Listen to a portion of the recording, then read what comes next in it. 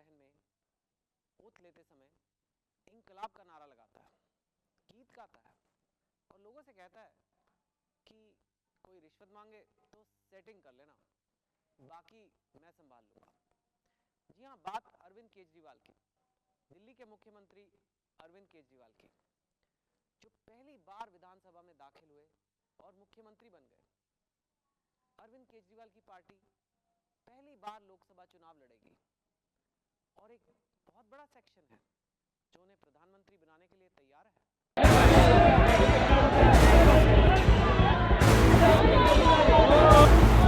राज बदल दो, राज बदल दो, बेईमानों का राज बदल दो। जीत गया भाई, जीत गया, केजरीवाल जीत गया। सरकार बनाएंगे, सरकार बनानी चाहिए आप लोगों को लगता है, लेकिन सरकार बनेगी। मैं अरविंद केजरीवाल ईश्वर की शपथ लेता हूं कि मैं विधि द्वारा स्थापित भारत के संविधान के प्रति सच्ची श्रद्धा और निष्ठा रखूंगा। इनकलाब! इनकलाब! इनकलाब! मैं आपको वादा करता हूं, आज छुट्टी ले लो, वर्दी उतार दो, हमारे बीच में आ जाओ। अगर ये पुलिस कमिश्नर आपको तंग करेगा तो मैं देख लूंगा इसको। मैं आपको ये हमारा इस्तीफा है लोकपाल के लिए, मुख्यमंत्री की कुर्सी देनी पड़े, मुख्यमंत्री की कुर्सी में छोड़ो करने के लिए तैयार है।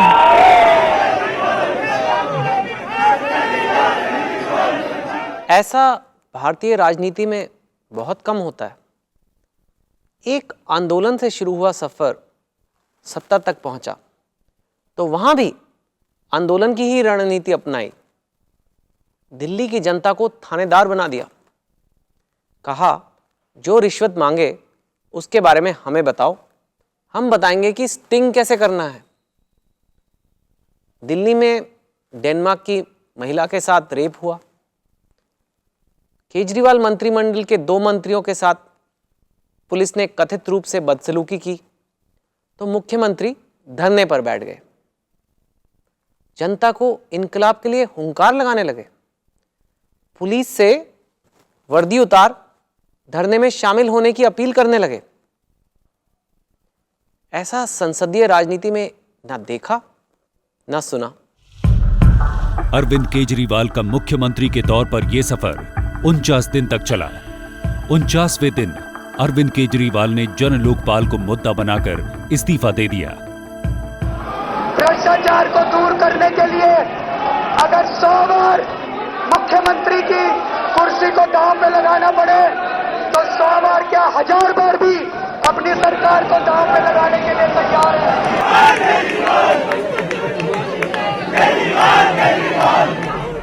14 फरवरी 2014 इस दिन अरविंद केजरीवाल ने दिल्ली के मुख्यमंत्री पद से इस्तीफा दिया, लेकिन इस इस्तीफे की धमकी अरविंद केजरीवाल पहले दिन से ही दे रहे थे। ऐसा भारतीय राजनीति में पहले कभी नहीं हुआ। क्या यह अरविंद केजरीवाल की राजनीति थी या मजबूरी? 49 दिन तक अरविंद केजरीवाल मुख्यमंत्री रहे और अब देश का एक तबका उनमें प्रधानमंत्री की संभावना तलाश रहा है। कहते हैं पॉलिटिक्स संभावनाओं का खेल है, पॉसिबिलिटीज का खेल है। केजरीवाल को अगर जनता एक प्रधानमंत्री के उम्मीदवार के तौर पर देख रही है तो क्यों? क्या उसके पीछे सिर्फ केजरीवाल की ब्रांडिंग, मार्केटिंग और मीडिया के चतुर इस्तेमाल की स्ट्रैटेजी रही है?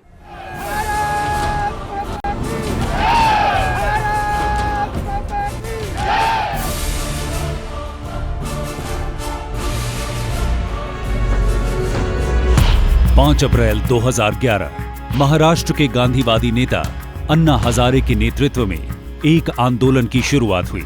अन्ना दिल्ली के जंतर मंतर पर अनशन पर बैठे थे। तब टीम अन्ना हुआ करती थी और अरविंद केजरीवाल उसी टीम अन्ना के सदस्य थे। टीम अन्ना एक बेहद ताकतवर लोकपाल कानून की मांग कर रही थी। सरकार के साथ साथ लोकपाल आंदोलन से जुड़े दूसरे संगठन इस तरह की व्यवस्था का विरोध कर रहे थे।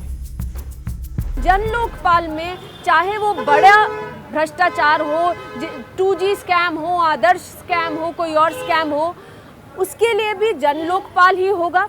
यदि किसी के 200-500 रुपए का भ्रष्टाचार हो रहा है, उनसे राशन लेने के लिए पैसे मांगे जा रहे हैं, उसके लिए भी जन लोकपाल के पास जाएंगे। हम मानते हैं कि इस तरीके का सेंट्रलाइज स्ट्रक्चर अगर हम बनाते हैं तो उसकी खुद की जवाबदेही मांगना बहुत मुश्किल हो जाता है। अंत में वो एक इन्वेस्टिगेटिंग एजेंसी, एक पुलिस एजेंसी है।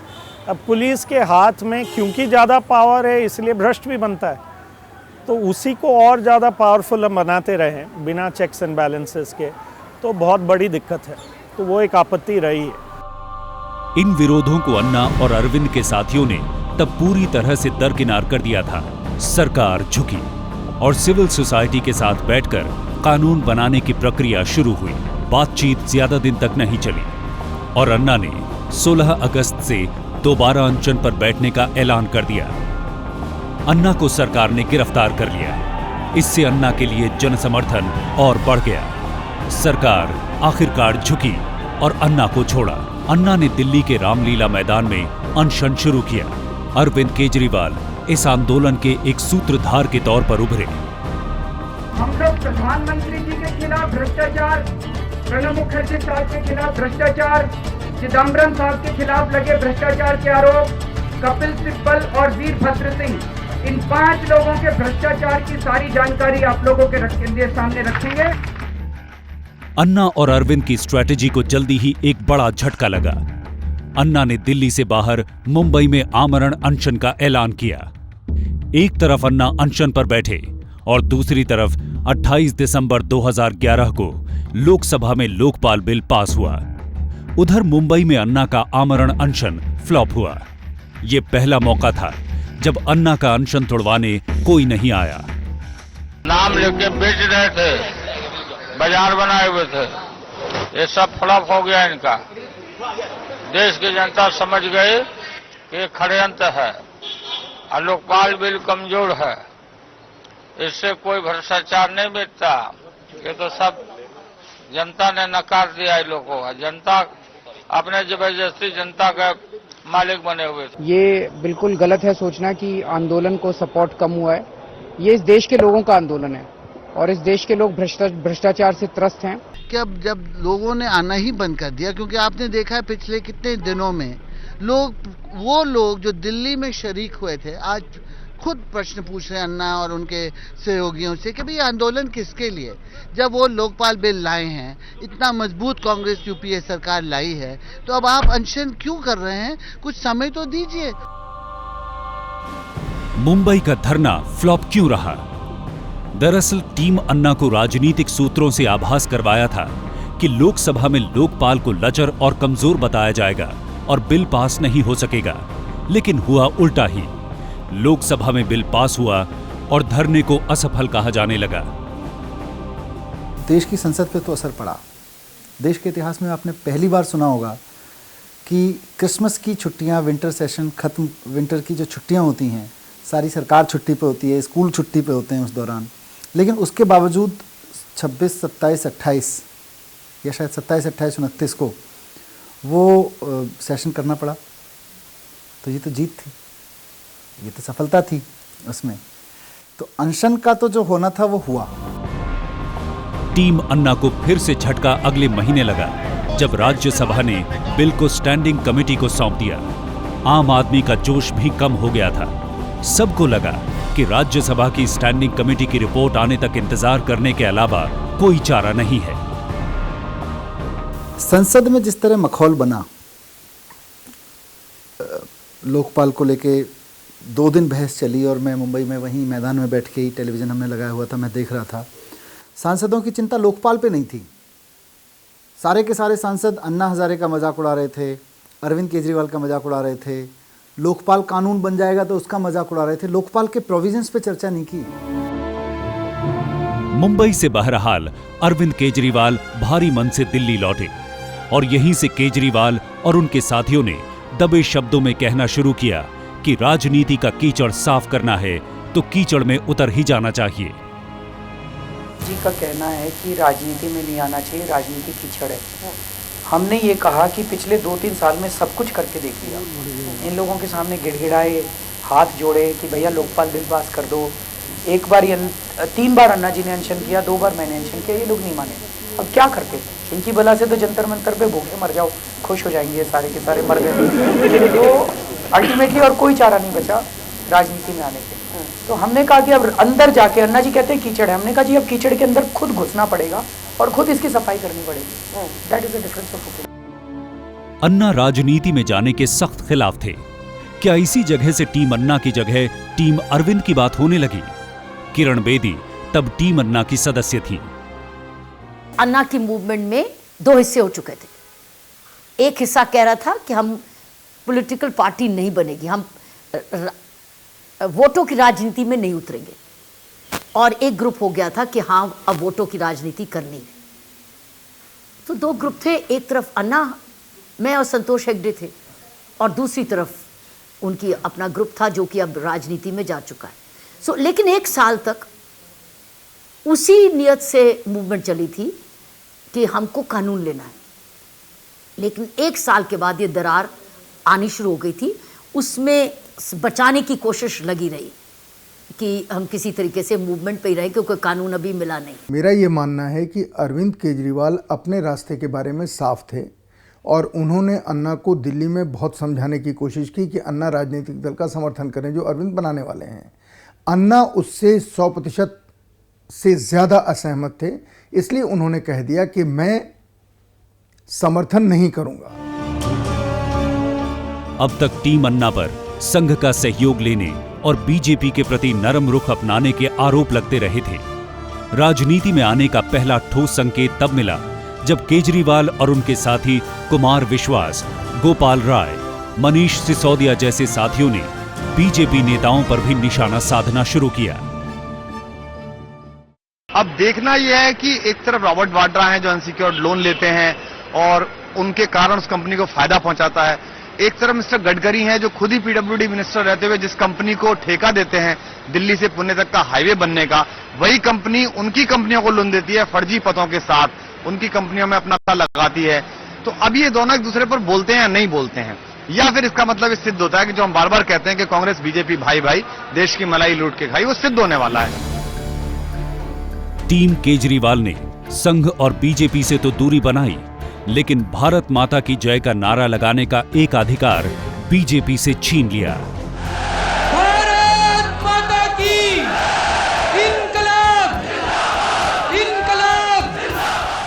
भारत माता की जय के जयकारे से आम जनता का वो बड़ा वर्ग केजरीवाल में विश्वास ढूंढने लगा जो इस जयकारे से सिर्फ बीजेपी को जोड़कर देखता था।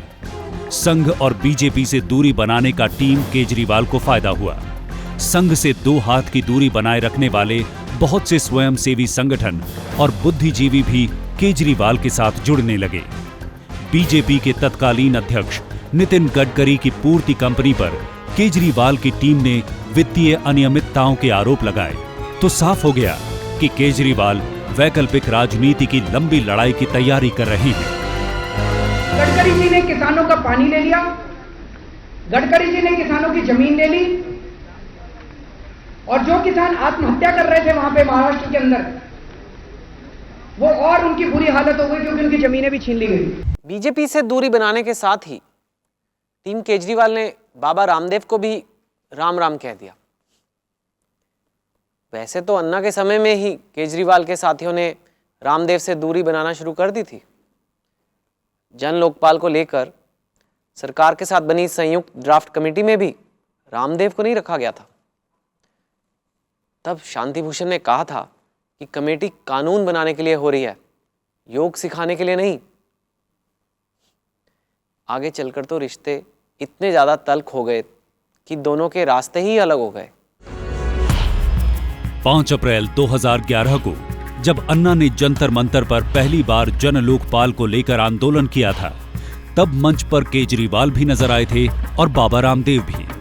लेकिन 2 महीने बाद ही जून में दिल्ली के रामलीला मैदान पर बाबा रामदेव काला धन और जन लोकपाल के मुद्दे पर अनशन पर बैठे तो केजरीवाल वहां नहीं गए। पहले भी कहा था, अब भी कह रहा हूं, सरकार ने कहा था हम 3 दिन के भीतर आपकी सारी मांगों को लिखित में दे देंगे और वैधानिक रूप में जिन कामों को करना है उनको भी कर देंगे। इसलिए अब अनशन चलेगा तब तक जब तक तीनों मांग पूरी नहीं होगी, तब तक। जाहिर था कि बाबा रामदेव और केजरीवाल के बीच दरार पड़ रही थी, लेकिन ये दरार टीवी कैमरों के सामने 2 जून 2012 को खाई में तब्दील हो गई। दिल्ली में जंतर मंतर पर रामदेव ने अपने भारत स्वाभिमान ट्रस्ट के तहत 1 दिन का धरना दिया। काले धन की वापसी और जन लोकपाल बनाने की मांग रखी गई और 9 अगस्त से बड़ा आंदोलन छेड़ने की बात कही गई। रामदेव के साथ मंच पर अन्ना अरविंद भी दिखे, हाथों में हाथ लिए, लेकिन मंच से अपने भाषण में अरविंद केजरीवाल ने मनमोहन सिंह सरकार की कड़ी आलोचना की। डॉक्टर मनमोहन सिंह जी के ऊपर आरोप लगाए, डॉक्टर मनमोहन सिंह के ऊपर आरोप लगाए कि 2006 से 2009 तक 3 साल के लिए वो कोयला मंत्री थे। जब वो मंत्री रहे तो 155 कोयले की खदानें प्राइवेट कंपनियों को दी गई और 2009 में जब उन्होंने पद छोड़ा तो अगले 3 साल में केवल 1 कोयले की खदान प्राइवेट कंपनी। बाबा रामदेव को ये आक्रामक अंदाज पसंद नहीं आया। उन्होंने माइक थामा और बोले, आज हमारा ये इरादा था कि किसी का नाम ना लिया जाए, लेकिन भाई अरविंद जी ने वो काम कर दिया, इसलिए अब इसमें विवाद नहीं करना चाहते, क्योंकि कई बार नाम लेने से अनावश्यक रूप से विवाद आ जाते हैं। आज हम चाहते हैं कि बात मुद्दों पर ही केंद्रित रहे। तलखी साफ दिख रही थी। कुछ देर बाद दवा लेने के बहाने केजरीवाल वहां से उठे और फिर कभी दोनों एक मंच पर नजर नहीं आए। उस समय कहा गया था कि जब किसी का नाम नहीं लेना तय हुआ था तब केजरीवाल ने जानबूझकर नाम लिया ताकि रामदेव से पिंड छुड़ाया जा सके, और ऐसा हुआ भी।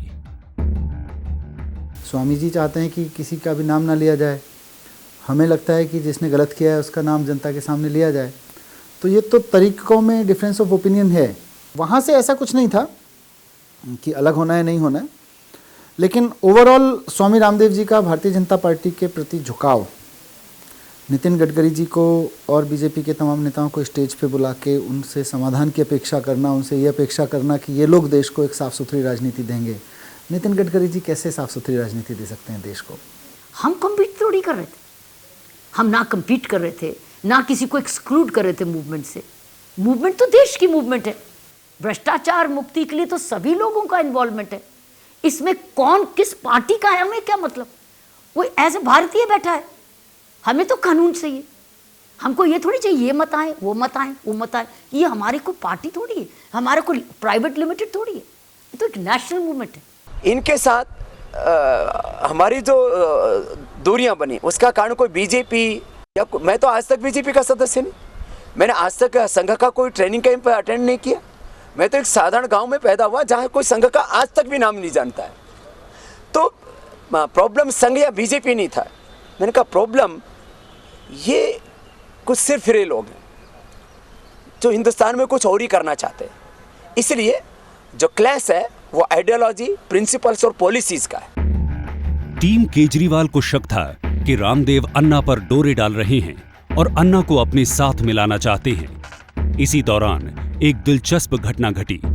रामदेव की तरफ से कहा गया कि अन्ना उनसे मिलने दिल्ली आ रहे हैं। सुबह 12 बजे की फ्लाइट से आना बताया गया, जबकि अन्ना की फ्लाइट को 11 बजे ही दिल्ली उतरना था।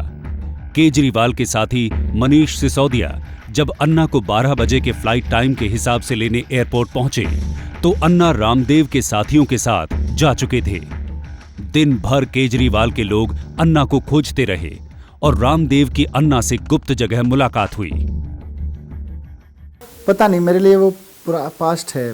बहुत इतनी महत्वपूर्ण चीज़ें होती नहीं है वो, क्योंकि किस वक्त क्या परिस्थिति में कौन कब एयरपोर्ट पहुंचा था, कितने मिनट पहले निकल गया था, देश की जनता को और आपके दर्शकों को उससे कोई लेना देना नहीं है। और रामदेव जी 15 मिनट पहले गाड़ी लेके आए थे या मनीष सिसोदिया 10 मिनट बाद में पहुंचे थे या अन्ना उधर से निकल गए थे, आप सर्वे करा के देख लो। अगर आपके 1% दर्शक भी कह दें कि हमारी जानने में दिलचस्पी है, मुझे तो उनको याद रखने में भी दिलचस्पी नहीं है। पूर्व आईपीएस अधिकारी किरण बेदी उस वक्त टीम अन्ना की प्रभावशाली सदस्य थी। उनके मुताबिक अरविंद केजरीवाल और उनका गुट टीम अन्ना में हावी था और अरविंद केजरीवाल खुद सारे फैसले ले रहे थे। इन्हीं में हिमाचल प्रदेश में 2012 के अप्रैल महीने में जाकर चुनाव की तैयारी करने का फैसला भी था। इस इलेक्शन से पहले ही हिमाचल चले गए थे इलेक्शन उसमें कैंडिडेट चुनने। तो सारी कोर ग्रुप में झगड़ा हुआ कि आपको किसने भेजा हिमाचल। विश्वास और अरविंद के बीच में बहुत झगड़ा हुआ इस बात पर कि हम पॉलिटिकल तो है ही नहीं, हम तो मूवमेंट के लिए। तो ये तो हिमाचल चले गए थे। हिमाचल की इलेक्शंस दैट मीन्स ये नौबत से पहले हिमाचल चले गए थे और कहने लगे कि हम कैंडिडेट वहाँ चुनेंगे, लोगों को कैंडिडेट लगवाएंगे। तो अन्ना ने कहा, सभी कोर ग्रुप ने कहा, ये तो फैसला कोर ग्रुप पर नहीं है, आप क्यों जा रहे हैं, ये तो हमारा काम नहीं है। हम प्रचार करेंगे लोकपाल के लिए, लेकिन कैंडिडेट चुनना हमारा काम नहीं है। लेकिन उनकी थिंकिंग ऐसे थी, मैंने आपको बताया ना कि एक स्टेज आ गई थी जब ये पढ़ने लग गए थे, कोई पढ़ाने लग गया था और ये समझ इनके मन में आने लगा था। उसमें बड़े तरीके के लोग इन्वॉल्व थे, तो इसलिए मूवमेंट की में क्रैक्स आने लग गए थे। टीम अन्ना के अंदर का कलह 2012 के जुलाई महीने में और भी बढ़ गया। अरविंद केजरीवाल और उनके साथी कथित भ्रष्ट मंत्रियों को निकालने की मांग करते हुए अनशन पर बैठे। वो आंदोलन जब मैं कर रहे थे, मैं खुद भी अनशन कर रहा था, उसमें अरविंद अनशन कर रहे थे, अन्ना जी भी अनशन कर रहे थे। वहाँ सलमान खुर्शीद ने बयान दिया कि आप लोगों को ज़्यादा प्रॉब्लम है हमारी सरकार से, तो जाओ यूएन में चले जाओ। अरे चुना हमने आपको, टैक्स हम देते हैं आपको, और कुछ प्रॉब्लम होगी तो हम यूनाइटेड नेशन से जाके कहेंगे, सरकार आप होगी यूनाइटेड नेशन से। लेकिन वो अहंकार जो है अंदर होने का, अहंकार उनके अंदर से कूट कूट के निकल रहा था। उस दौरान फिर लगा कि ये 10 दिन के अनशन के बाद लगा कि इस तरह से अपनी जान देने से कोई फ़ायदा नहीं है। ये लोग तो चाहेंगे कि 2-4 लोग यहाँ पड़े पड़े मर ही जाएँ। व्यवस्था परिवर्तन के लिए अगर जाना है तो फिर राजनीति में जाना पड़ेगा। किरण बेदी के मुताबिक अन्ना इसके लिए तैयार नहीं थे। अन्ना को से जबरदस्ती उस वक्त अनशन पे बैठवाया गया था। अन्ना उस जुलाई के अनशन में पहले उनको नहीं मालूम था कि अनशन होने वाला है। अन्ना एक्चुअली उस मूवमेंट को बचाने आए थे। वो जो डेट्स बनी थी कि हम अनशन पे बैठेंगे, ये लोग इन्होंने ये डेट खुद तय करी थी और अन्ना को कहा था कि अगर आप नहीं भी आएंगे तो भी हम करेंगे, क्योंकि उस वक्त अनशन का मकसद था, ये शब्द यूज करते थे, सड़क से संसद तक। किरण बेदी के मुताबिक जुलाई में अनशन रखने का मकसद बाबा रामदेव के अगस्त के आंदोलन को पस्त करना था। जल्दबाजी में फिर जुलाई में बैठे, शायद इसलिए भी क्योंकि एक और रीजन भी था कि बाबा रामदेव अगस्त में बैठने वाले थे। इनके मन में था बाबा रामदेव अगस्त में बैठने लगे, हम जुलाई में बैठ जाएं। ये भी डिसीजंस खुद लेते थे। हम कम्पीट थोड़ी कर रहे थे, हम ना कम्पीट कर रहे थे, ना किसी को एक्सक्लूड कर रहे थे मूवमेंट से। टीम अन्ना बिखरने लगी थी और इसके पीछे की वजह थी अरविंद केजरीवाल का राजनीति में जाने का फैसला। जब जंतर मंतर पे जाके लगा कि ये लड़ाई तो बिना राजनीति में जाए लड़ी नहीं जा सकती, थोड़ा फैसला टफ था। जब अरविंद ने हिमाचल का चुनाव और दिल्ली का चुनाव लड़ने की बात की, मेरी जानकारी के हिसाब से अन्ना हजारे जी ने इसको पसंद नहीं किया और उन्होंने चूँकि पसंद नहीं किया और उनका बहुत सख्त मत था, बहुत पुख्ता मत था कि हमको विधानसभाओं में नहीं जाना चाहिए, वहीं अरविंद और अन्ना के अलगाव का कारण बना। और अरविंद ने जब अपनी राजनीतिक पार्टी बनाने की घोषणा की, अन्ना उस मीटिंग में बहुत खामोश रहे, हालांकि काफ़ी पत्रकार उसमें थे जो अरविंद का समर्थन कर रहे थे। लेकिन अन्ना ने बाहर निकलकर घोषणा की कि न मैं चुनाव लड़ूंगा, न मैं समर्थन करूंगा। अन्ना उस वक्त उन्होंने एक कागज़ पढ़ाया था जब गांधी जी ने भी आंदोलन में अपने कई साथियों को बताया था कि आप तैयार नहीं हैं, तो अन्ना ने वो कागज़ बटाया, चुप कर कहा, बिना कुछ कहे, क्योंकि उस वक्त सब अनशन पे बैठे थे, तो उन्होंने बटवाया कि आप अभी तैयार नहीं हैं, इसलिए क्यों कहना कि आप जल्दबाजी कर रहे हैं, अभी आप तैयार नहीं हैं। और अन्ना ने, आपने देखा उस गुस्से का इलाज, उस गुस्से का नतीजा ये था कि जिस दिन उस दिन जुलाई का अनशन टूटा जिसमें ये लोग बैठे थे, तो उसके बाद अन्ना ने अपनी टीम अन्ना को भंग कर दिया। क्यों भंग किया इतने गुस्से से? क्योंकि अन्ना का कहना नहीं माना गया।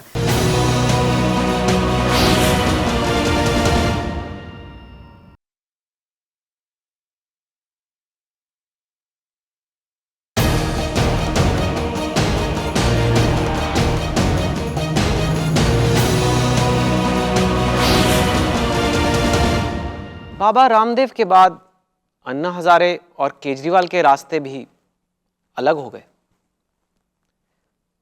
तलखी इतनी बड़ी कि अन्ना ने केजरीवाल पर पैसों का हिसाब नहीं देने तक का आरोप लगाया। केजरीवाल ने चुनाव लड़ा तो अन्ना ने साफ कह दिया कि आम आदमी पार्टी उनके नाम का इस्तेमाल ना करे और उनकी तस्वीर भी कहीं नहीं लगाई जाए। चुनाव के टाइम पर मैं प्रचार करने के लिए नहीं जाऊंगा। इतना ही नहीं, मेरा फोटो नहीं यूज करना, मेरा नाम यूज नहीं करना। आपके हिम्मत पर जो कुछ करना है कर लो, तो मुझे वो पसंद नहीं। अन्ना और अरविंद के बीच इस दूरी की कल्पना कुछ महीने पहले तक नहीं की जा सकती थी।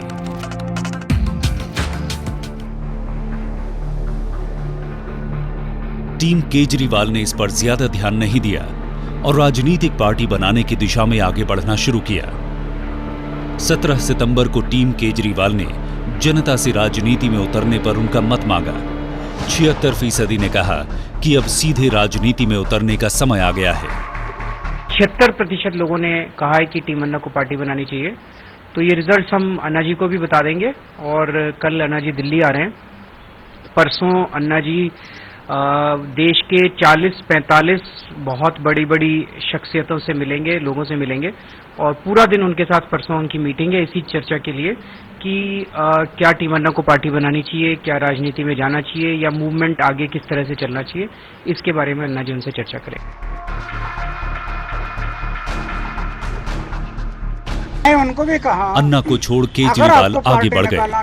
2 अक्टूबर यानी महात्मा गांधी और लाल बहादुर शास्त्री का ये भी जन्मदिन। कहते हैं पक्ष निकालो, पार्टी निकालो। कभी भी मैं अपने जीवन में ये तय किया, कोई पक्ष नहीं निकालूंगा, कोई पार्टी नहीं निकालूंगा। अन्ना को छोड़ केजरीवाल आगे बढ़ गए।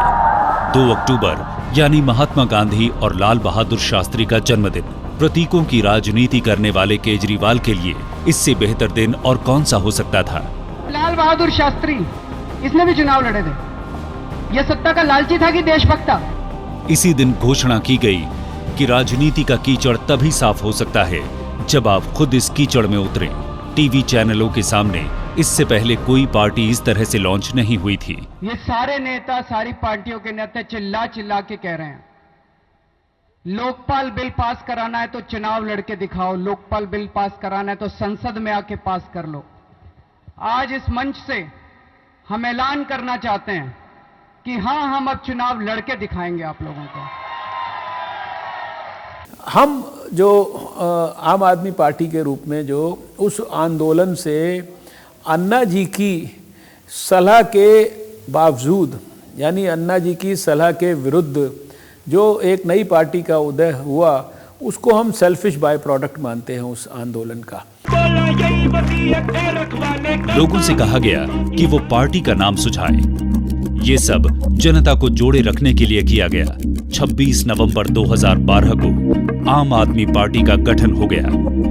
तो आम आदमी पार्टी नाम जब रखा तो उससे पहले बहुत लोगों से सुझाव मांगे, बहुत लोगों ने अलग अलग सुझाव दिए। धीरे धीरे समझ में आया कि ये तो स्वराज एक शब्द था और एक किसी आम आदमी, क्योंकि आम आदमी की बात कर रहे थे हम लोग, तो फिर लगा आम आदमी पार्टी बहुत अच्छा है।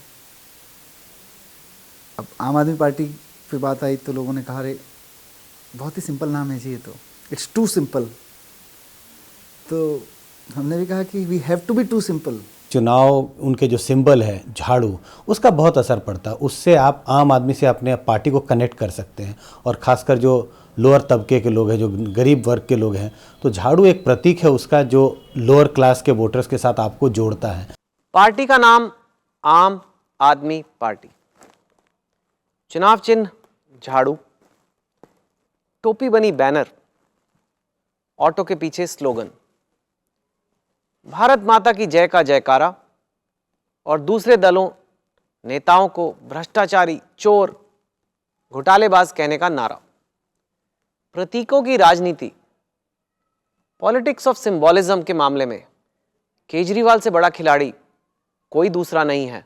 रॉबर्ट वडेरा जी ने 2007 से 2010 के बीच में 3 सालों के अंदर केवल 50 लाख रुपए से 300 करोड़ रुपए की प्रॉपर्टीज खरीदी है। एक के बाद एक निशाने साधे गए। गडकरी पर आरोप लगा, बीजेपी और संघ का समर्थन लेने के आरोप से निजात मिली। दामाद रॉबर्ट वाड्रा को विपक्षी दल भी बख्श दिया करते थे, लेकिन केजरीवाल ने दिखा दिया कि वो किसी को बख्शने वाले नहीं हैं। अंबानी पर आरोप लगाकर दिखा दिया कि वो किसी से डरते नहीं हैं। उन्हें कॉरपोरेट के चंदे की जरूरत नहीं है। क्या कांग्रेस, क्या बीजेपी और क्या कॉरपोरेट जगत, सभी के निशाने पर थे केजरीवाल। वो शायद चाहते भी यही थे। आम आदमी के बीच केजरीवाल का नाम और काम दोनों पहुंच रहा था। मौके का फायदा उठाना केजरीवाल से बेहतर कौन जानता है? चाहे निर्भया गैंग रेप का मामला हो या फिर बिजली पानी के बढ़े हुए बिलों पर दिल्ली की जनता की नाराजगी हो,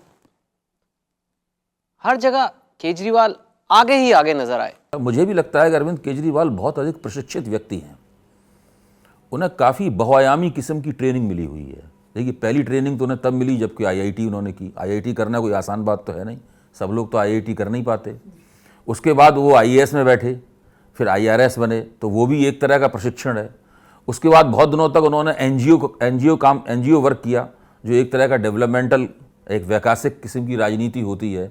उसके अंदर भी एक अलग तरह के प्रशिक्षण की ज़रूरत होती है। तो ये तीनों तरह की ट्रेनिंग्स बहुत कम लोगों के पास होती हैं। तो मुझे लगता है कि राजनीति में आए हैं तो उससे पहले काफ़ी तैयारी थी उनकी। आम आदमी पार्टी बनने के साथ ही कैडर जोड़ने का काम भी शुरू किया गया। अन्ना आंदोलन से जुड़े लोग पहले से ही केजरीवाल और उनके साथियों से जुड़े थे। उन्हें पार्टी से जोड़ लिया गया। कुछ तो करियर छोड़कर केजरीवाल के साथ हो गए। अंकित लाल उन्हीं में से एक हैं जो अमेरिका जाकर पढ़ाई करने की बजाय आप पार्टी में शामिल हुए। अरविंद भाई को भी क्लियर नहीं था कि आगे क्या होगा। बस ये था कि अब कुछ बड़ा करना है, अब कुछ ऐसा एक्सेप्शनल करना है जिससे कि इन मेन स्ट्रीम पार्टियों को लगे कि नहीं, ये लोग तो कुछ अलग कर रहे हैं।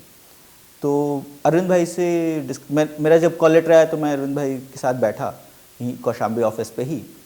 उनसे कहा कि भैया ये कॉल लेटर आया है, बताइए क्या करना है। तो उन्होंने कहा कि तुम्हारी चॉइस है, मतलब बाहर जाओगे तो थोड़े पैसे और कमा लोगे, ज़्यादा कमा लोगे, यहाँ रहोगे तो थोड़ा सा त्याग करना पड़ेगा पैसे का, पर एक्सपीरियंस शायद उससे ज़्यादा मिले, देश को बदलने का एक मौका मिलेगा जो कि हर किसी को नहीं मिलता है ज़िंदगी में। ठीक है। एक तरफ कैडर जोड़े जा रहे थे, दूसरी तरफ मुद्दे। बिजली के कनेक्शन जोड़ते केजरीवाल, और इसकी जो सजा है वो सजा भुगतने के लिए हम तैयार हैं। बिजली बिलों को लेकर आमरण अनशन पर बैठे केजरीवाल,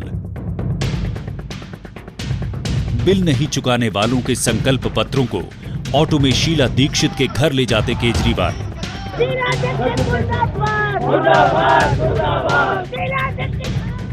ये सब आपने देखा होगा, लेकिन इस आंदोलन को शुरू करने से पहले बारीक से बारीक तैयारी की गई। सबसे पहले तो दिल से आवाज़ आती है। उसको और इफेक्टिव बनाना है तो फिर मीडिया को भी कांटेक्ट करते हैं, सोशल मीडिया की टीम से भी बात करते हैं। पर जो लीडरशिप है, जो लोग हैं जो कुछ अपने लिए एक्शन तय करते हैं, वो खुद तय करते हैं और एक्शन खुद अंदर से आता है, सच्चाई से आता है। और सच्चाई और ईमानदारी से जब हम चलते हैं ना, तो फिर सब लोग उसी सच्चाई ईमानदारी से चलते हैं। दरअसल बिजली बिल के मुद्दे पर अनशन पर बैठने से पहले ही ये तय हो गया था कि अनशन बिजली कंपनी के दफ्तर के आगे नहीं, बल्कि किसी गरीब के घर में होगा। ये भी तय था कि शीला दीक्षित सरकार कोई मांग नहीं मानेगी, लिहाजा जैसे ही 10 लाख उपभोक्ता बिजली बिल नहीं देने का संकल्प करेंगे, अनशन खत्म हो जाएगा।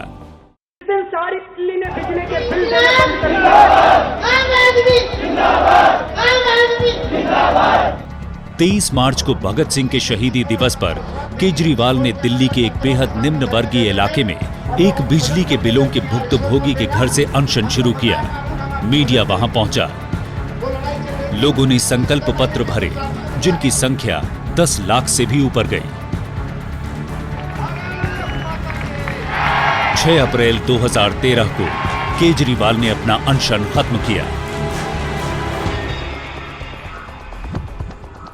सबसे पहली चीज जो इस उपवास से हासिल हुई वो ये कि आने वाले दिल्ली विधानसभा के चुनाव बिजली और पानी के मुद्दे पर लड़े जाएंगे। दूसरी बात इस उपवास से ये हासिल हुई कि अब इस देश की राजनीति अनिल अंबानी के हिसाब से नहीं चलेगी। इस देश की राजनीति ये बड़े बड़े कॉरपोरेट घरानों से नहीं चलेगी।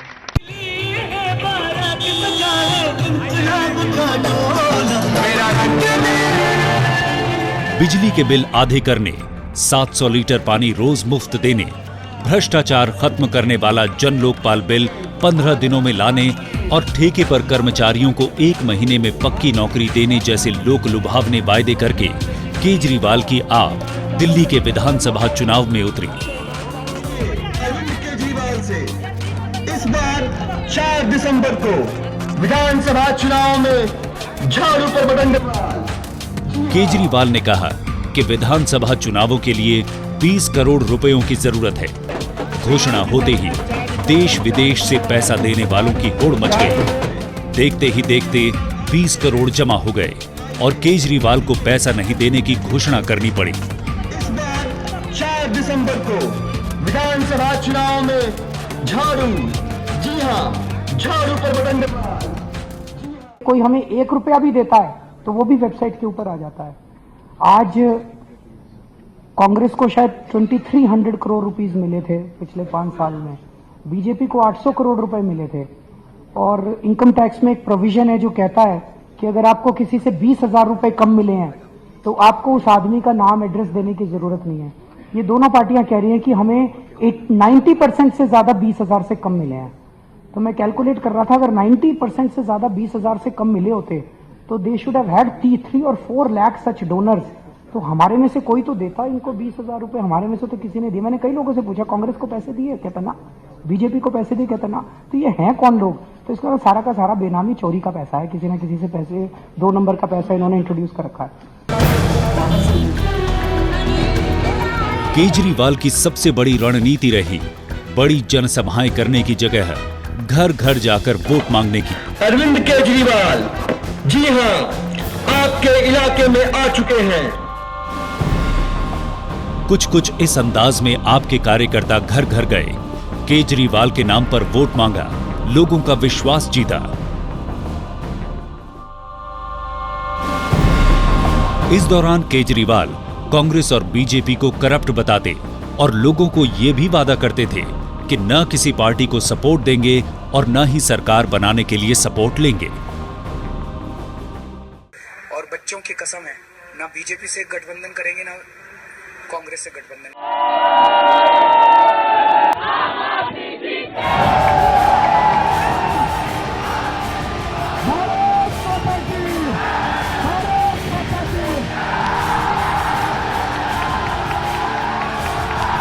मेरी जीत नहीं है जी, आपकी जीत है, आप सब लोगों की जीत। चुनाव नतीजे आए तो केजरीवाल ने सबकी बोलती बंद कर दी। 70 में से 28 सीटें आई। सरकार बनाने की बारी आई तो पहले लोगों की राय जानने के लिए एसएमएस मंगवाए, सर्वे किया और आखिरकार किसी से समर्थन लेंगे और न ही देंगे की कसम खाने वाले केजरीवाल ने कांग्रेस की बैसाखी के सहारे सरकार बनाई। क्योंकि कांग्रेस ने हमेशा जनता के फैसले को नतमस्तक होकर लिया है। हमने ये महसूस किया कि अगर हमको वोट नहीं दिया लोगों ने इस चुनाव में तो कहीं ना कहीं हमसे गलती हुई होगी और लोगों ने जो है, क्योंकि इनका इतिहास है नहीं, लोगों ने इनके मैनिफेस्टो को सपोर्ट किया होगा, तो हमने इसलिए इनको प्लेटफॉर्म दिया कि आइए और अपने मैनिफेस्टो के वायदे पूरे करिए।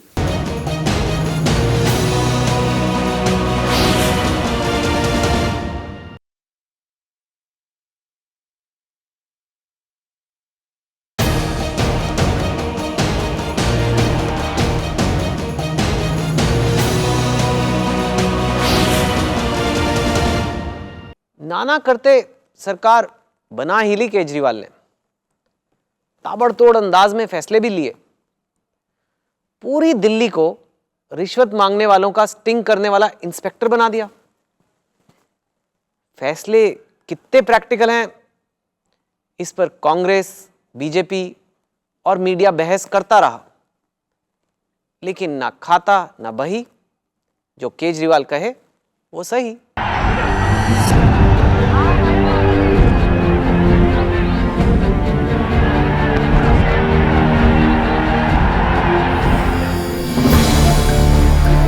केजरीवाल का जादू सबके सर चढ़कर बोल रहा था।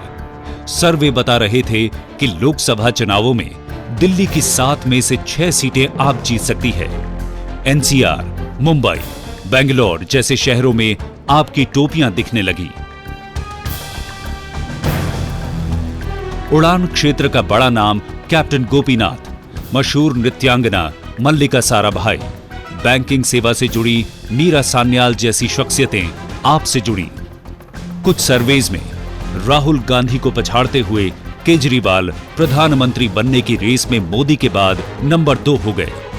केजरीवाल की पॉपुलैरिटी बहुत तेजी से बढ़ रही है, जिस तेजी से एक समय मोदी की पॉपुलैरिटी पिछले 6 महीने में बढ़ी थी, और राहुल गांधी की पॉपुलैरिटी बढ़ तो बिल्कुल नहीं रही है, कुछ न कुछ इसमें गिरावट आ रही है। क्योंकि अगर आपके पास दूसरा कोई विकल्प सामने आया है और लोगों को लगने लगा है कि मोदी के अलावा केजरीवाल भी एक विकल्प हो सकते हैं प्रधानमंत्री के रूप में, तो केजरीवाल की पॉपुलैरिटी ऊपर जा रही है, राहुल की पॉपुलैरिटी थोड़ी नीचे आ रही है।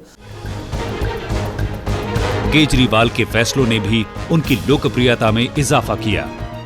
400 यूनिट तक की बिजली की खपत पर दाम आधे किए गए। महीने में 20,000 लीटर पानी मुफ्त देने की घोषणा हुई। दिल्ली जल बोर्ड में आमूलचूल बदलाव किए। 700 लीटर पानी जो प्रति घर में 2 चीजें उसमें 700 लीटर में, एक है पहुंचाना और दूसरा है मुफ्त करना, लाइफलाइन वाटर। मुफ्त करने वाला तो तुरंत हो जाएगा, may be with in 24 hours हो जाना चाहिए। सरकार बनने के साथ ही विवादों का सिलसिला भी शुरू हो गया। आपके एक विधायक विनोद कुमार बिन्नी को मंत्री नहीं बनाया तो वो बिफर गए। केजरीवाल को तानाशाह बता दिया। केजरीवाल ने भी कह दिया कि बिन्नी कल जाता है पार्टी छोड़कर तो आज जाए, हमें परवाह नहीं। अरविंद बहुत सॉफ्ट बोलने वाले इंसान दिखते थे शुरू में, बहुत हल्के में बात करना, बहुत प्रेम से बातें करना, ऐसा पहला इंप्रेशन उनका रहता था। लेकिन जैसे जैसे समय बीतता गया तो उनके अंदर कुछ थोड़ा सा स्टिकनेस आती गई, उनके अंदर थोड़ा सा ऐसा महसूस होने लगा कि बहुत अहंकारी किस्म के पुरुष हैं। और वो बात जब मीटिंग्स में मैं ज्वाइन करने लगा तो मुझे लगा कि इनके अंदर बहुत ज़्यादा ईगो है। वो किसी भी बात को लेके बहुत ज़्यादा अपनी बात को जो मनवाने के लिए वो किसी भी हद तक जाने का बात, वो बहुत बाद में शुरू में आना, जब बड़ी बड़ी मीटिंग शुरू हुई, घंटों घंटों की चर्चा शुरू हुई, उस समय हमें महसूस हुआ कि ये एक ऐसा इंसान है जो अपनी बात को मनवाने के लिए किसी भी हद तक जाता है। केजरीवाल के एक अन्य मंत्री सोमनाथ भारती ने दिल्ली के खिड़की एक्सटेंशन इलाके में युगांडा के एक परिवार के घर पुलिस से छापा मारने को कहा। भारती का कहना था कि ड्रग्स और वेश्यावृत्ति का धंधा वहां चल रहा है। देखिए, ऐसा है, चूंकि मेरा क्षेत्र है खिड़की गांव, हौज रानी, जहां पना, मैं रोज जनसुनवाई सवेरे सवेरे करता हूं। उस जनसुनवाई में यहाँ के लोग रोज आते हैं, कहते हैं जी कि वहाँ पे नाइजीरियन लड़कियां, लड़के सब प्रोस्टिट्यूशन, वेश्यावृत्ति और ड्रग ट्रैफिकिंग का धंधा करते हैं। इसी दौरान डेनमार्क की एक महिला के साथ सामूहिक बलात्कार हुआ और एक महिला को जिंदा जलाने की घटना पर पुलिस की संवेदनहीनता के आरोप लगे। केजरीवाल ने आरोपी पुलिस वालों को सस्पेंड करने की मांग कर डाली। केंद्रीय गृह मंत्रालय ने मांग नहीं मानी तो केजरीवाल धारा 144 को तोड़ते हुए दिल्ली के रेल भवन के आगे धरने पर बैठ गए। कड़कड़ाती सर्दी में रात खुले में काटी। आंदोलन को ज्यादा समर्थन नहीं मिला और दूसरे ही दिन 2 पुलिस अफसरों को छुट्टी पर भेजने पर ही केजरीवाल ने धरना खत्म कर दिया। एलजी साहब की इस अपील के मद्देनजर हम सब लोगों ने मिलकर तय किया है कि आज का ये धरना यहीं पे समाप्त करते हैं। गणतंत्र दिवस की तैयारियों के बीच एक मुख्यमंत्री का इस तरह धरने पर बैठना आप पार्टी में ही आए कैप्टन गोपीनाथ से लेकर अन्य लोगों को भी अखरा। लेकिन केजरीवाल ने यहां भी एक तीर से 2 निशाने साधे। वो उस आम आदमी के हीरो बन गए जो खाकी वर्दी से परेशान है। साथ ही केजरीवाल ये बात भी जनता तक पहुंचाने में कामयाब रहे कि दिल्ली की कानून व्यवस्था की जिम्मेदारी केंद्र पर है और इसके लिए आपकी सरकार को दोषी न ठहराया जाए। लेकिन पार्टी के अंदर बवाल थमा नहीं। आपसे शुरू से ही जुड़ी रही मधु भादुड़ी को पार्टी की एक बैठक में बोलने नहीं दिया गया। उन्हें हूट किया गया तो उन्होंने कह दिया कि आप में महिला को महिला समझा ही नहीं जाता। मैं निराश हूं, डिसइल्यूजन हूं जो पार्टी शुरू से कहती आई है कि हम अकाउंटेबिलिटी, जवाबदेही पर विश्वास करते हैं और यही करें, ऐसे ही सरकार चलाएंगे, उसने कोई जवाब नहीं दिया। इस पार्टी में महिलाओं को इंसान नहीं माना जा रहा। पार्टी में अब आप बनी रहेंगी या नहीं? मैं इस ऐसी पार्टी के साथ कैसे चल सकती हूँ?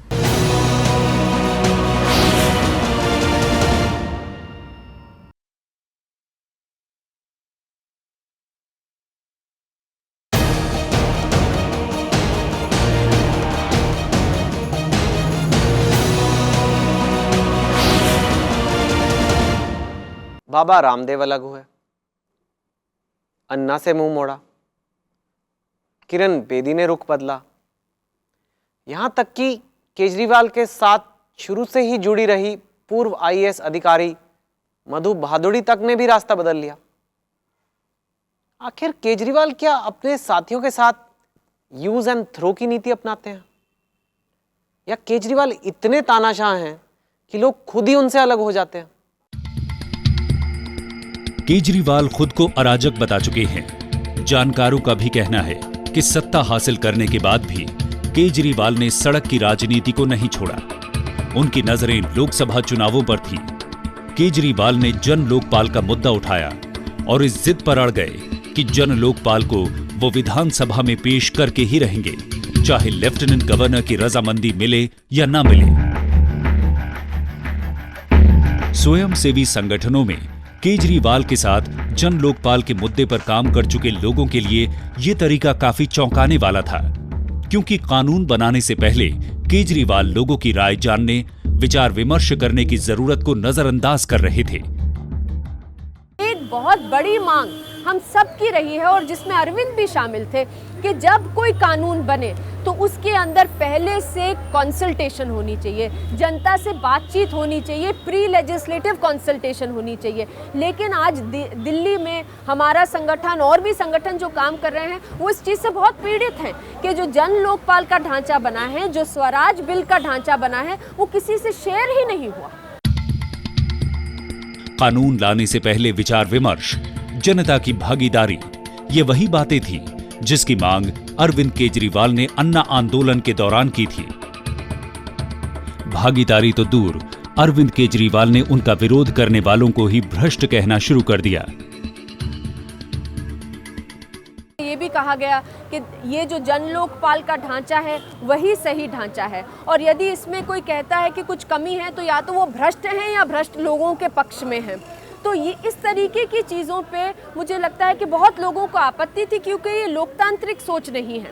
हम लोग अगर कहें कि अगर कोई डिफरेंस ऑफ ओपिनियन है तो हम जो कह रहे हैं वही बिल्कुल सही है, ये मान के चलना, और यदि कोई हमसे अलग राय रखता है तो वो इसलिए रखता है क्योंकि या वो भ्रष्ट है या भ्रष्ट लोगों का समर्थन करना चाहता है, तो मुझे लगता है कि बहुत लोगों को उससे आपत्ति भी हुई।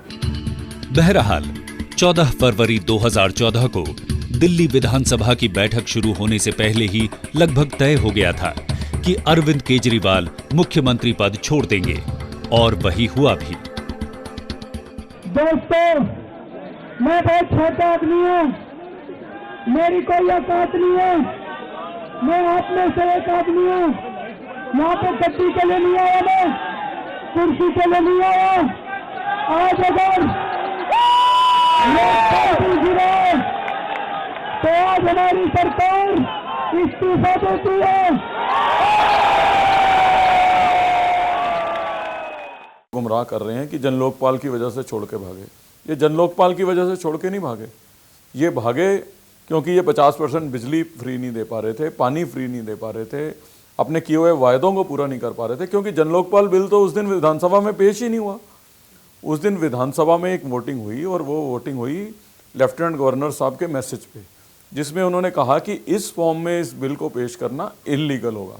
तो उसका ये मतलब नहीं है कि जन लोकपाल बिल पेश नहीं हो सकता विधानसभा में, उसका मतलब ये है कि जन लोकपाल बिल लीगली विधानसभा में पेश हो, और कांग्रेस पार्टी ने भी अपना उसको समर्थन दिया। कांग्रेस और बीजेपी ने इसे पहले से तय कहानी का हिस्सा बताया। हमारा ये मानना है कि आम आदमी पार्टी का उदय भारत की राजधानी में भ्रष्ट कांग्रेस के द्वारा लिखी गई स्क्रिप्ट के तहत हुआ है, क्योंकि आम आदमी पार्टी के बहुत सारे नेता या तो पुराने राहुल गांधी के एडवाइज़र रहे हैं, या फिर उनका, जैसा मैंने कहा कि देश में कांग्रेस पार्टी के हाथ के साथ और विदेशी हाथ के साथ बहुत सारे लोगों का एसोसिएशन रहा है, जिसका जवाब वो देश को ठीक प्रकार से आज तक भी दे नहीं पाए हैं। ये व्यक्ति सिवाय गुमराह करने के और झूठ बोलने के कुछ कर नहीं रहा। और मैं तो देश के लोगों को और दिल्ली के लोगों को यही गुजारिश करूंगा कि आपने इन 50 दिनों में इनका चेहरा देखा है। इन्होंने जितनी बातें की कि हमने ये कर दिया वो कर दिया, सब केवल घोषणाएं साबित हुई हैं। अब सवाल ये है कि अरविंद केजरीवाल और उनकी पार्टी ने ऐसा किया क्यों? जन लोकपाल की आड़ लेकर 49 दिनों की सत्ता इसलिए छोड़ी कि लोकसभा चुनावों में पूरे दमखम के साथ उतरा जा सके। तो मैं समझती हूँ ये शुरू से कह रहे थे वी आर इन अ हरी। ये जानते थे कि शायद जब हम लोग लोकपाल की बात करेंगे ऐसी तरीके से लाएंगे, ये नहीं हमारा कर देंगे, उस बात पे हम चले जाएंगे। हुआ वही जो अन्ना हजारे जी को संदेह था कि हम राज्य की उलझन में फंस जाएंगे, नीतियों के ऊपर जा नहीं पाएंगे और लोग हमारे सफलता या असफलता को उन चीज़ों से नापेंगे। और दिल्ली में यही हुआ। अरविंद जी दिल्ली की समस्याओं में उलझ गए, चूँकि वो जिसको कहते हैं समन्वय की राजनीति नहीं कर पाए, वो समझा नहीं पाए दूसरे राजनीतिक दलों को, न तो समझा पाए न उनको एक्सपोज कर पाए उन नीतियों में। हुआ ये, लोगों को ये लगने लगा कि अरविंद जी खुद प्रशासन नहीं चला सकते। लेकिन केजरीवाल चाहते तो मुख्यमंत्री रहते हुए भी लोकसभा चुनाव लड़ सकते थे। कुछ का कहना है कि वो जिम्मेदारी से भाग खड़े हुए। वो वायदे पूरे नहीं कर पा रहे थे, पार्टी बिखरने लगी थी, बिन्नी को निकाला जा चुका था, अलग अलग नेताओं के बयानों से सरकार की मुश्किलें बढ़ रही थी। केजरीवाल का भी पार्टी पर नियंत्रण कम होता जा रहा था। दरअसल इतने सारे मोर्चों पर केजरीवाल ने एक साथ लड़ाई छेड़ दी थी कि अब हर मोर्चे पर लड़ना भी मुश्किल होता जा रहा था और उसे समेटना भी। अब सवाल उठ रहे हैं कि केजरीवाल की शहादत के सियासी नफा नुकसान क्या हैं? पहले कहते थे कि साहब हम मंत्री नहीं बनेंगे, मुख्यमंत्री नहीं बनेंगे, हम कोई पद नहीं लेंगे, फिर मुख्यमंत्री का पद भी ले लिया। अब मुख्यमंत्री का पद छोड़कर जो है प्रधानमंत्री बनने के लिए जो है आप भाग रहे हैं, दौड़ रहे हैं। दिल्ली की जो जनता है उसने आखिर आपको इतना मैंडेट दिया, 28 सीटें दी, और 28 सीटों पर आपने कांग्रेस से गठबंधन करके सरकार बनाई, तो उनको डिलीवर तो करते ना आप। आपने डिलीवर किया नहीं, आप पूरी तरह से विफल हो गए।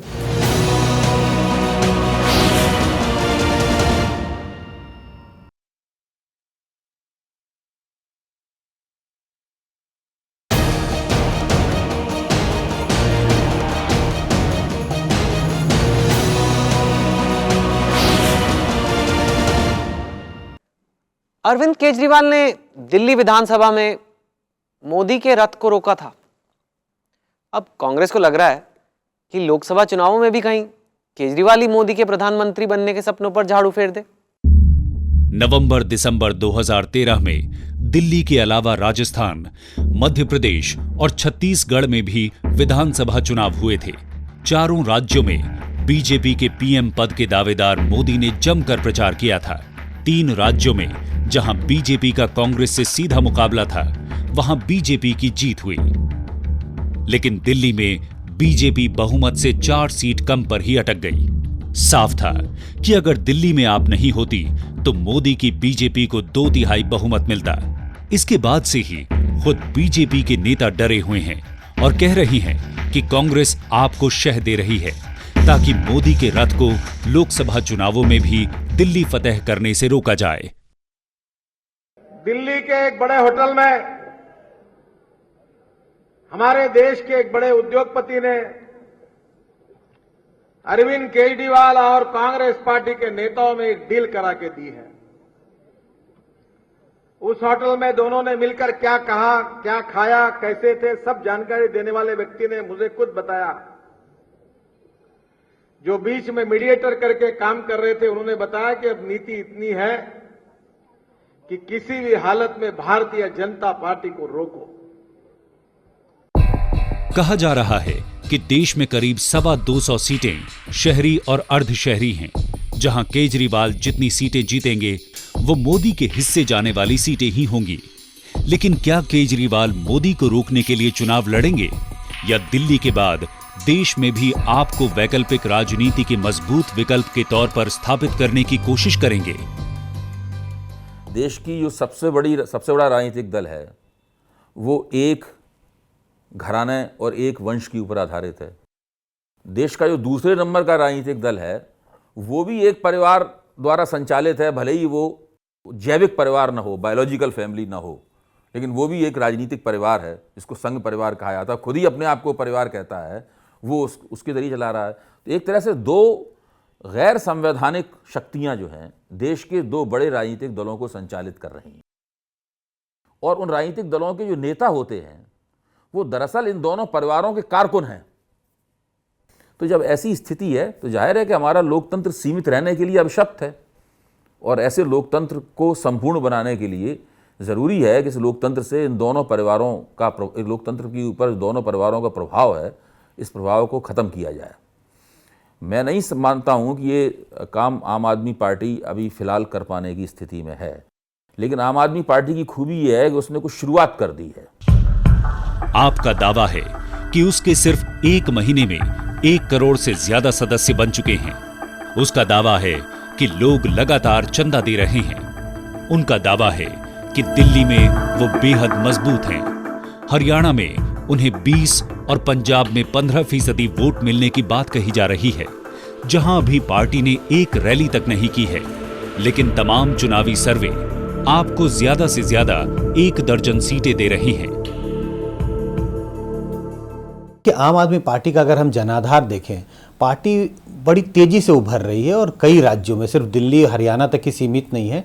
जो आजकल जो सर्वेक्षण आ रहे हैं उससे साफ स्पष्ट है कि पार्टी का जनाधार कई राज्यों में बढ़ रहा है। 4-5% वोटों का आकलन कई सर्वे कर रहे हैं। पार्टी जिस तेज़ी से बढ़ रही है तो ये ज़रूर है कि अर्बन इलाकों में, शहरी इलाकों में उनका जनाधार ज़्यादा दिखाई पड़ता है बजाय गाँव के जनाधार के। आपकी नीतियों को लेकर कुछ सवाल भी उठ रहे हैं। प्रशांत भूषण के कश्मीर से सेना हटाने पर जनमत कराने की राय पर बवाल हो चुका है। केजरीवाल सरकार ने विदेशी किराना स्टोर में एफडीआई के शीला दीक्षित सरकार के फैसले को पलट दिया है। वो सीधे सीधे मुकेश अंबानी पर कांग्रेस, बीजेपी और मीडिया को पैसा खिलाने के आरोप लगा रही हैं। उनके खिलाफ केजी बेसिन की गैस को लेकर एफआईआर दर्ज की गई है। लेकिन सीआईआई की बैठक में केजरीवाल ने अपने स्वर बदल लिए। वो ईमानदारी से बिजनेस करने की बात करने लगे। So there is a very small section of industrialists in our country who are not really industrialists or businessmen. They are actually looting the country. हम उनके खिलाफ हैं, हम आप सब लोगों के खिलाफ नहीं हैं। ये गलत धारणा बनाई जा रही है। दिल्ली विधानसभा चुनाव में आम आदमी पार्टी ने 28 सीटें जीती तो केजरीवाल का ग्राफ बढ़ा। मुख्यमंत्री बने तो ग्राफ और ज्यादा ऊंचा हो गया। लेकिन पिछले करीब 2 महीनों के शासन के दौरान जिस तरह के आरोप लगे और अपने ही जिस तरह से नाराज हुए, उससे ग्राफ का कद बढ़ना रुक गया है। लोकसभा चुनावों में आपका प्रदर्शन इस बात पर निर्भर करेगा कि दिल्ली में वो कैसा शासन करते हैं। यही केजरीवाल की दशा और दिशा तय करेगा।